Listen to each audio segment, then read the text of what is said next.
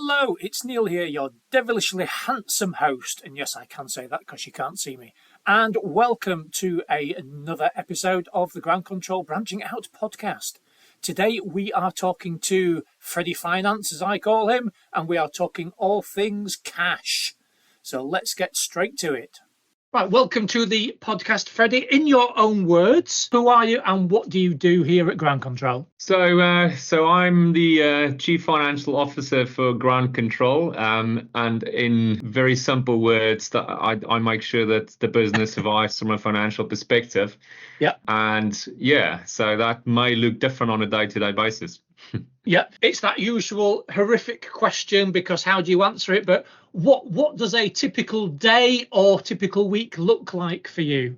You know what? It sounds like an easy question to answer, but it's not that easy. I think it really depends very much on a whole bunch of things, really. So Sure. it depends on the time of month, you know. So at the end of the month, it's different to the beginning of the month in the way that in the beginning of the month, it's our month end. That's very typical for any, I suppose, accountants. Yes. Deal with month end at the beginning of the following month. So I don't really get involved that much with the detail of creating the accounts. I kind of get involved when we review when the numbers are out. So that means analyzing it, discussing it with my team, relaying that back to the business units, make sure everyone understands that.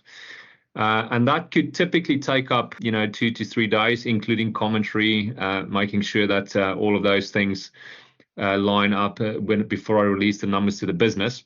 Okay. So I'm talking more monthly than daily because that's kind of that's good. my cycle works, and so that takes up 3, maybe sometimes 4 days in a month. I think following that, a lot of what I then do for the next week or two depends on what those numbers tell me. I think typically my role would be different, and I need some flexibility to be able to do and get involved in things that I see in the numbers happening. So I would like 50 to 60% time flexible, Sure. but unfortunately how my life works at the moment, I'd say probably 70% to 75% of my diary is fixed meetings and things I have to do and just kind of normally get involved in. I'd like to reduce that because really, if I look at typical CFOs, you need time to firefight. You need time to explore opportunities for the business and go out and work with the business to do those kind of things. Yeah, so that's sort of my sandwich, or the middle of the sandwich of what I do in the month is those kinds of things. And then at the end of the month, the whole last week of the month is normally involved in business reviews, typically also exco and board meetings. So, so that's sort of a whole hardcore week of meetings where I'm pretty much just doing that. So the middle bit is preparing for that and doing the firefighting. The one thing that's very consistent in my job is in the mornings I wake up and switch my laptop on. The first thing I do is look at cash. I think that's something that is very important to today's environment as a business and as, sort of the economic situation that we're in at the moment. Cash really is king. So I have to see where our forecast number comes in. Do we have excess cash? What do we do with that? Do we manage that in a proactive way so that, we keep our leverage? Because there's bank covenants you got to do on the back of those kind of things. And so it's important to stay close to the business. For me also, that really is the pulse of the business. The accounting side of things, what people tell you, what you account for, is very much theoretical, but the hard proof of that is, does that actually turn into cash? So understanding that cycle, making sure we collect and pay as planned is a very big part of what I do in my job. But that's typically, I'd say, the first 10, 15 minutes of my day is understanding and questioning how that cash comes in. So that's a bit of a roundabout way of answering what I do on a day-to-day basis. That's useful. But it is very much important to look at the cycle in a month. Yeah. For the non-finance people like myself out there, when you say cash, what we're talking about, is that money in the bank? What are we talking about there? Yeah, it is money in the bank. That's the oil that makes the machine tick, So it's, or you can say the petrol or electricity nowadays. Yeah, I would say the makes EV, a car run. Certainly in our business, electricity is a lot cleaner, and therefore, in terms of it. So in essence, if your Tesla is not charged, it's not going anywhere. It can be the best and the highest end Tesla. It could be the fastest in the world, but if it doesn't have electricity, it can't go anywhere. And that's really what I mean by cash. It is the hard cash that makes the business tick and go around. Yeah. From your perspective, what would you say are kind of your biggest challenges in terms of the business and the finance? Biggest challenge in the business is really, and I think that will become more important as we go through the next 2 years from an economic cycle perspective, is transparency, Okay, and so transparency, what do I mean by transparency? For me, it's about the ability to look as far as possible into the future financial results of the business by using the past and the present data, my knowledge of the business and the relationship, and really the ability for the operational teams to manage their own teams. All of those things kind of combine into being more accurate, how we might perform in the next month, the next 3 months, the next 6 months, 12 months, etc. It's very difficult to look beyond in our business beyond a 12-month cycle.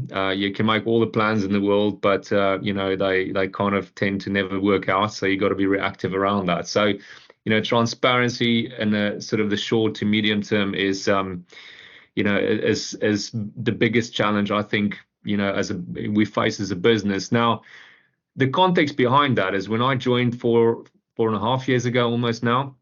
There was, the transparency was a lot less. So we're gradually getting better, but also, we're almost double the size. So it's becoming more important. So the different data points, I think, has improved immeasurably in that time span. It's not perfect. It will never be perfect, but, we can constantly try and get better with that.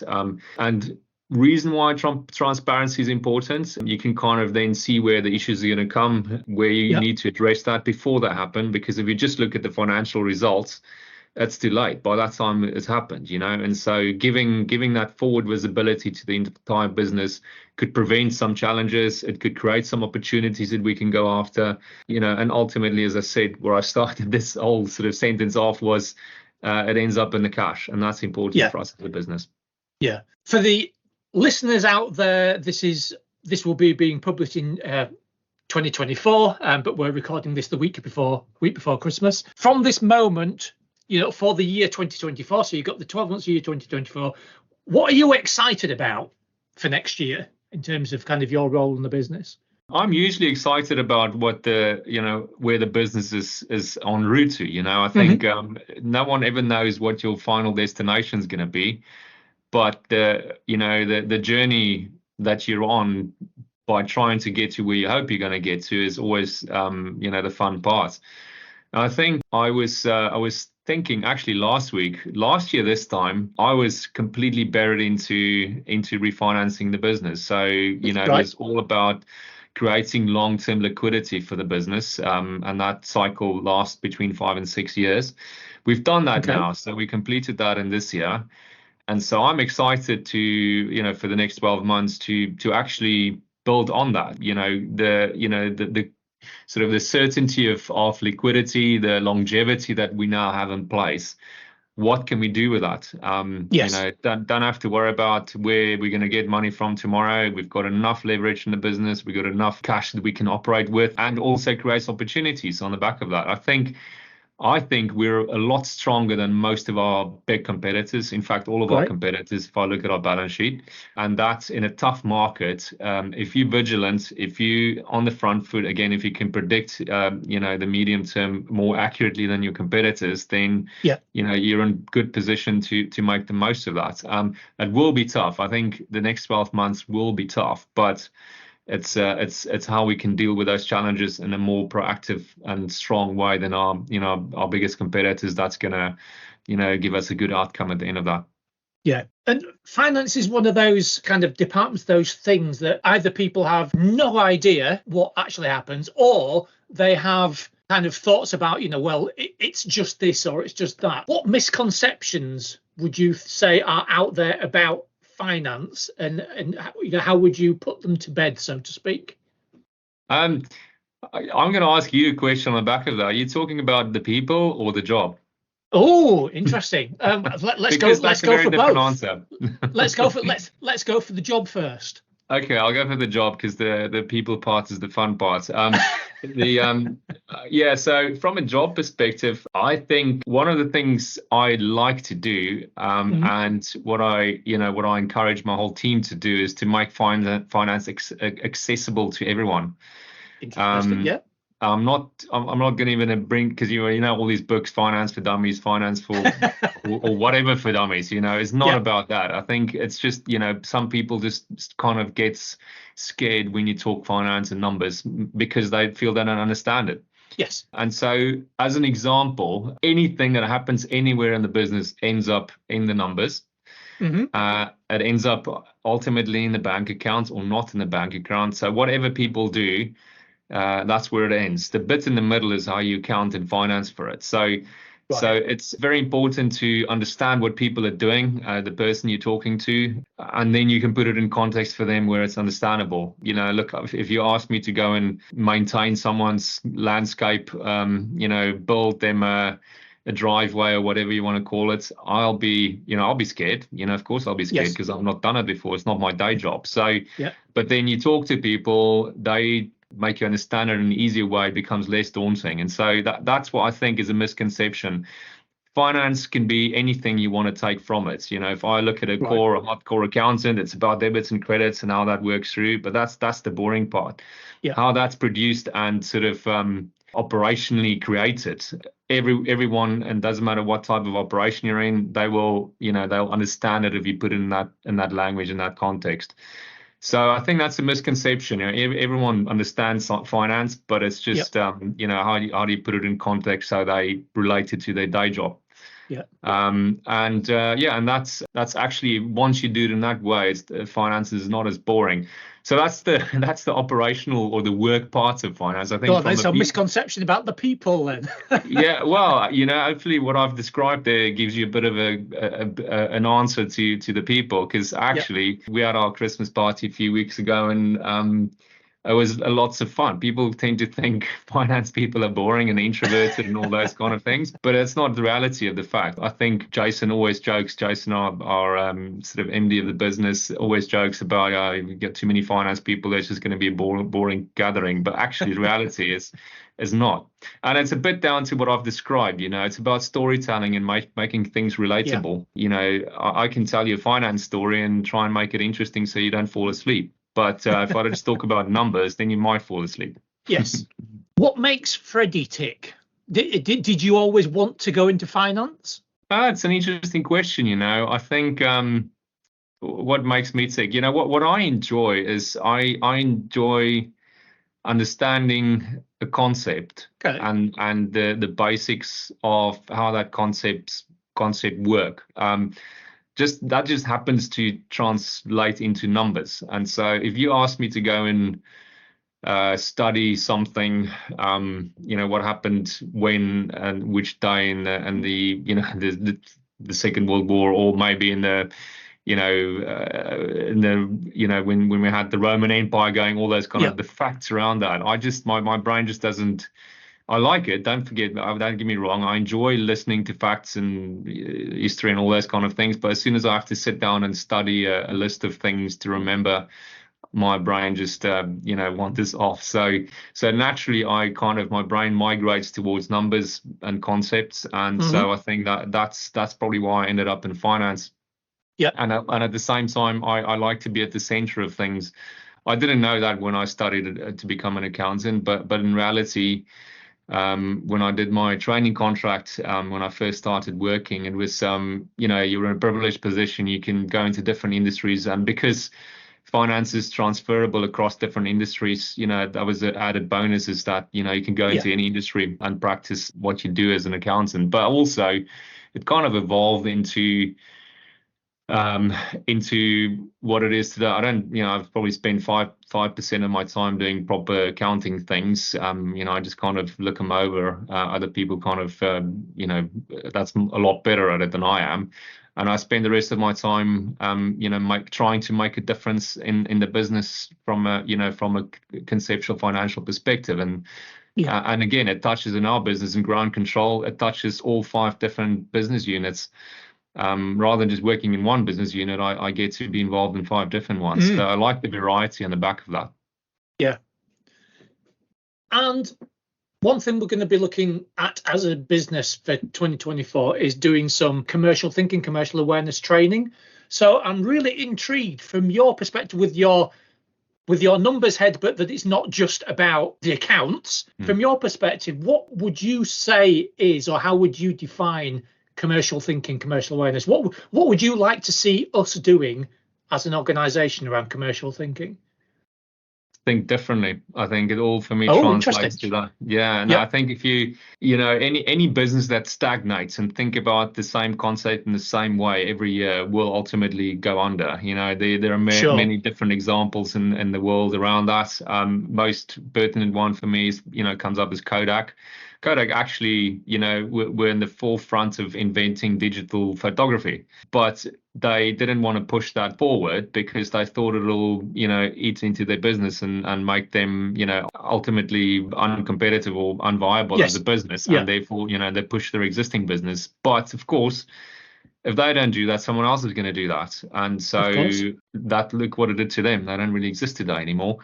And I think that's what I'm trying to do about commercial thinking is, it'll be different next year than the year after, than the year after. You continue to have to evolve on that. And I think it is a trick we're missing as a business. We don't always think forwards. We kind of try and focus and fix the past. And so it's not easy, but we're going to have to pull ourselves out of that history and look forward. What are the things? Where's the industry going to go? We're in our industry, we're the biggest player, I believe, and so we therefore should have the capacity, the ability to drive where this business is going. But just doing more of the same does not guarantee success in the future. So and again, at the same time, we have experts in all of the different areas in our business. So I can't, if I go to the person at ops manager and the GM business, for example, I can't tell them what they're how to do their job because they do it a lot better than I do. But at the same time, they should know where it can improve and get better. So it's just giving people that headspace to actually spend 5 minutes a day, or some regular amount of time committed to thinking how they can do things differently and how commercially they could execute their role better and therefore be successful for the business. So, and I think that involves us as leaders to go out and spend time with everyone, to ask them the questions, because sometimes you only get the answer if someone asks you a question. So, that's where I think leaders play a big role in any organization, really. So it's come to that time in the podcast where for everybody, every guest that I have on, I try and ask a slightly more unusual, off the wall question as such. So my question for you is, outside, so nothing to do with work, what's your secret talent? That is quite a left field question. The first thing that popped into my head was maybe you should ask my wife, but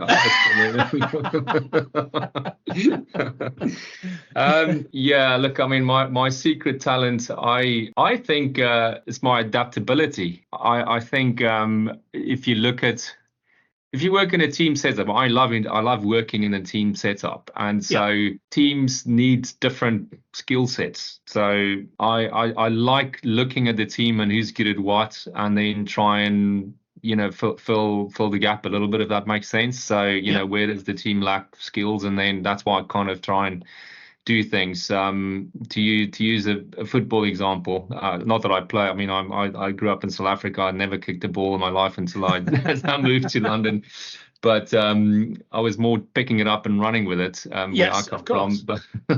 But because I'm not good at football, I kind of see where people are good at, and I kind of just do the other things, rather than say, well, everyone wants to be a striker, you want to kick a ball into the net. If I have to do that, if no one else does that, then that's what I'll do, because then other people play to their strengths. So you don't need to be always good at something, but you got to be prepared to do what the team needs. And I think Yes. that's in personal life as well as work life. That's an important skill to have, or superpower, whatever you want to call it, is knowing your own strengths and weaknesses and applying that in the best dynamic in a team setup. Thanks for listening, everybody. Please do like, subscribe, share, do all that kind of stuff. Give us 5-star reviews. In fact, give us 6 if you can. And until next time, take care.